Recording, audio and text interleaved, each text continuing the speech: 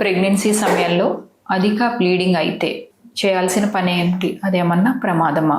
So pregnancy టైంలో ఎక్కువ bleeding అయితే ఆర్ క్లాట్స్ కింద పాస్ చేస్తే అది ప్రమాదమా, లేకపోతే ఇమీడియట్గా కన్సల్ట్ అవ్వాలా అనే దాని గురించి మనం డిస్కస్ చేసుకుందాం.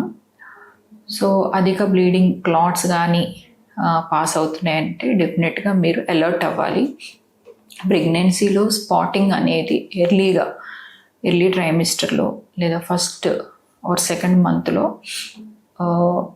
అయ్యే బ్లీడింగ్ లేదా స్పాటింగ్ అనేది దాన్ని ప్లెసెంటేషన్ అనేది స్టార్ట్ అవటం వల్ల ఆ బ్లీడింగ్ నార్మల్ కింద కన్సిడర్ చేయొచ్చు. బట్ హెవీగా అవుతున్న క్లాట్స్ కింద పాస్ చేస్తున్నా ఒకసారి మీ గైనకాలజిస్ట్ని కానీ ఎక్కడైతే మీరు ట్రీట్మెంట్ తీసుకుంటున్నారో అక్కడ ఒకసారి మీ ఫర్టిలిటీ కన్సల్టెంట్ని కన్సల్ట్ అయితే వాళ్ళు మీ యొక్క హిస్టరీ తీసుకుంటారు. మీకు ఎలాంటి సిమ్టమ్స్ ఉన్నాయో వాళ్ళకి మీరు చెప్తే దాన్ని బట్టి మీకు ట్రీట్మెంట్ అనేది ఇస్తారనమాట. At the same time ultrasound scan చేయించుకోవటం వల్ల ఏమవుతుందంటే లోపల ఏం జరుగుతుంది అనేది మీకు తెలుస్తుంది. సో ఇమీడియట్గా మీరు ట్రీట్మెంట్ తీసుకోవటం వల్ల మనం ప్రెగ్నెన్సీని అనేది కాపాడవచ్చు అనమాట. కొంతవరకు హార్మోనల్ ఇంబ్యాలెన్స్ వల్ల, ప్రొజెస్ట్రాన్ డెఫిషియన్సీ వల్ల ఏమవుతుందంటే బ్లీడింగ్ అనేది అవుతూ ఉంటుంది. సో ప్రొజెస్ట్రాన్ సపోర్ట్, హెచ్సిజి అనే ఇంజెక్షన్ సపోర్ట్ వల్ల ఏమవుతుందంటే ప్రెగ్నెన్సీ ముందుకు వెళుతుంది.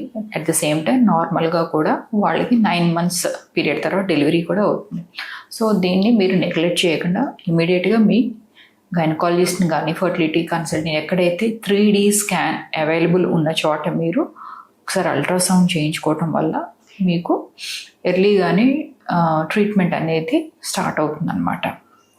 సెకండ్, ఒక్కోసారి క్లాట్ పాస్ చేస్తున్నా, హెవీ బ్లీడ్ అవుతున్నా అది మిస్క్యారేజ్ అయి ఉండొచ్చు లేదా థ్రెటెండ్ అబార్షన్స్ అయి ఉండొచ్చు. సో దాన్ని మీరు ఇంటి దగ్గరే ట్రీట్మెంట్ తీసుకోవటం అనేది కరెక్ట్ కాదు.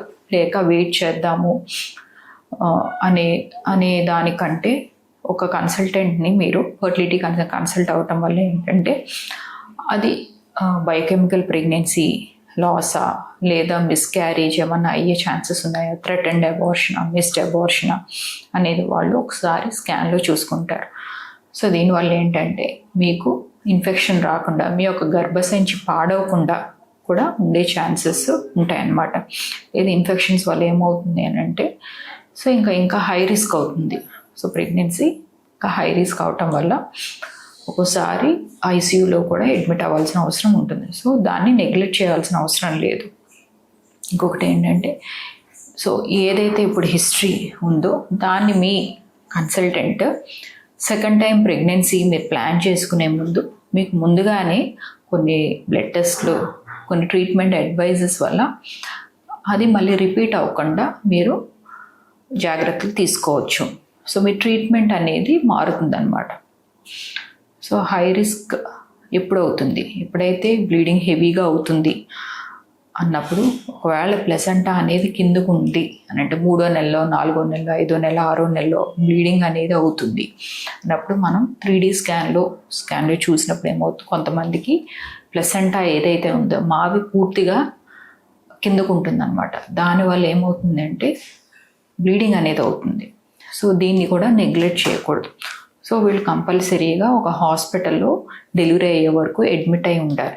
అట్ ద సేమ్ టైం వీళ్ళకి న్యాచురల్గా డెలివరీ అయ్యి అనేది మనం ప్లాన్ చేయకూడదు. సో కంపల్సరీ వీళ్ళకి సిజేరియన్ అనేది ఆప్షన్ ఇవ్వాలి.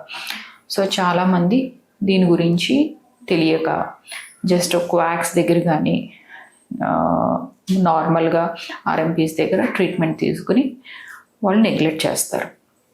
సో అలా కాకుండా ఒక మంచి 3D స్కాన్ ఉన్న చోట మీరు స్కానింగ్ చేయించుకోవటం వల్ల ఏమవుతుందంటే మీ ప్లెసెంటా పొజిషన్ ఎక్కడ ఉందనేది తెలుసుకుని సో ముందే జాగ్రత్తలు తీసుకొని హాస్పిటల్లో అడ్మిట్ అయ్యి సో దానికి తగ్గట్టుగా బేబీని 8th month once 32 weeks cross అయ్యే వరకు అబ్జర్వేషన్లో హాస్పిటల్లో ఉండటం వల్ల ఏమవుతుందంటే మీ ప్రెగ్నెన్సీ జర్నీ అనేది మీకు ప్రాబ్లం అవ్వదు. At the same time live birth rate కూడా ఇంక్రీజ్ అవుతుందన్నమాట.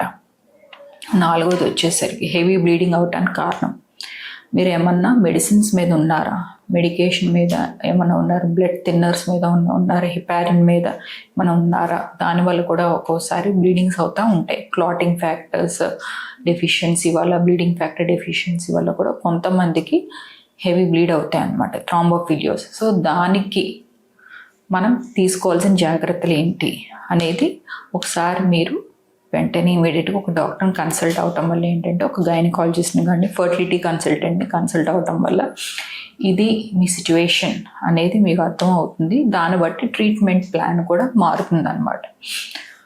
సో హెవీ బ్లీడింగ్ అనేది మనం నెగ్లెక్ట్ చేయడానికి లేదు.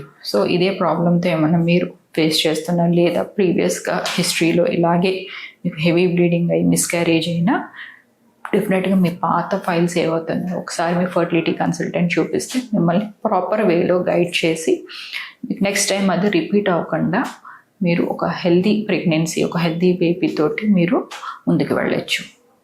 Thank you so much.